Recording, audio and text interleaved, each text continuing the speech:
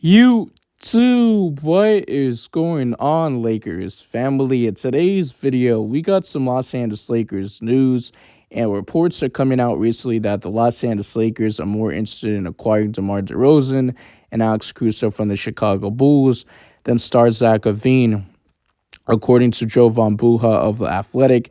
Now, I do want to say, guys, Zach LaVine and the Chicago Bulls are open to parting ways with him, and the Lakers are one of the teams that Zach LaVine would like to land with. Of course, he said he'd love to play with the Los Angeles Lakers. And the Lakers are known about getting these big stars, these names like a DeMar DeRozan, a Zach LaVine, a Kyrie Irving, and a Donovan Mitchell. You get what I'm trying to say, right? But in my personal opinion, I do feel like the Lakers do need more rebounding, someone that can just come here, crash the boards, do the dirty work, and second chance points have been killing us.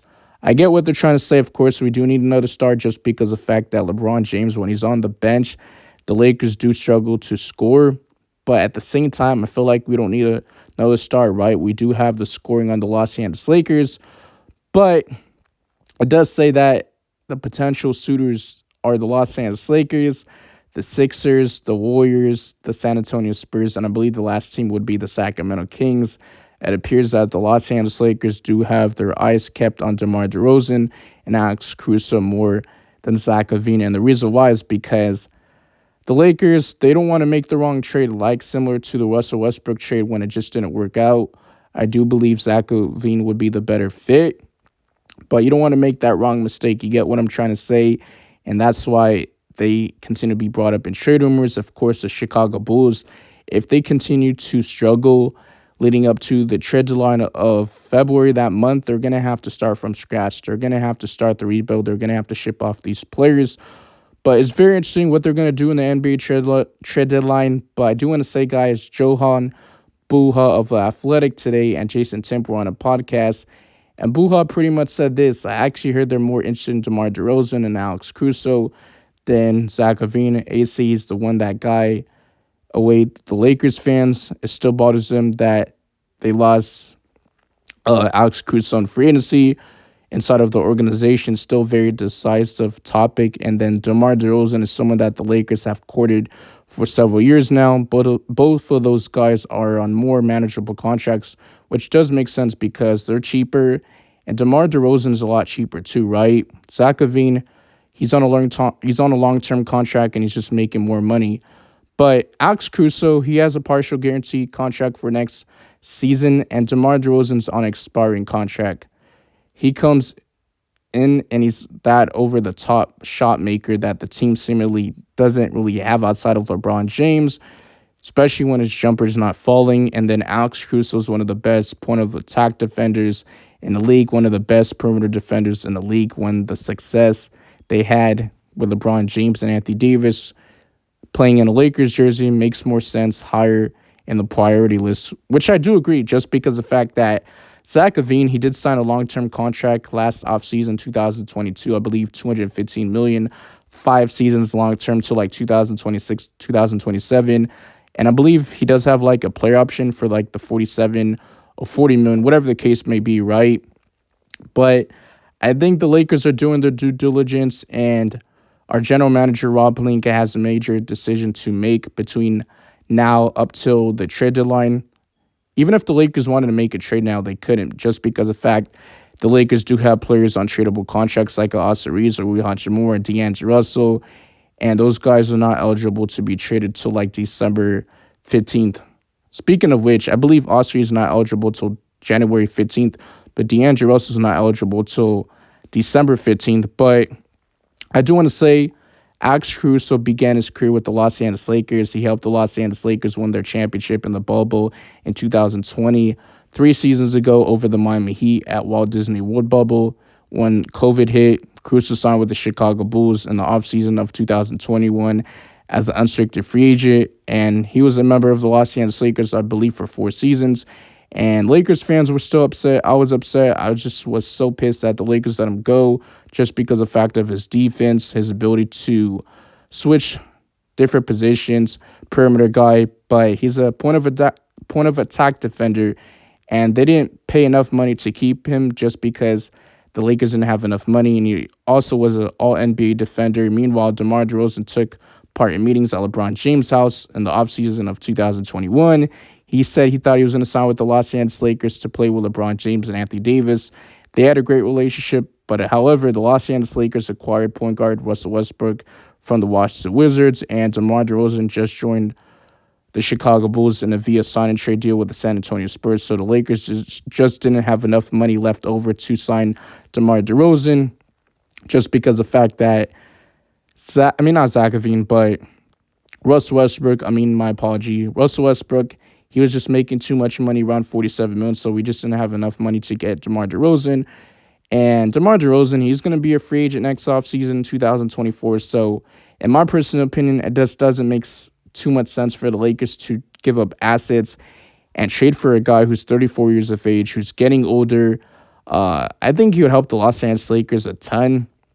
And he is older. His age is a factor, but I think the Lakers should wait till next offseason to get him, and you don't have to worry about him leaving your team, right? And he would just be locked in.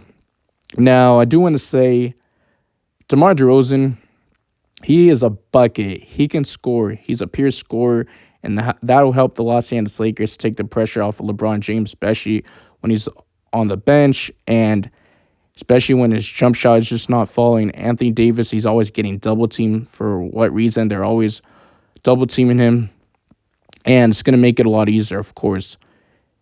Alex Caruso, he is a 2025 unrestricted free agent, so he's not on contract.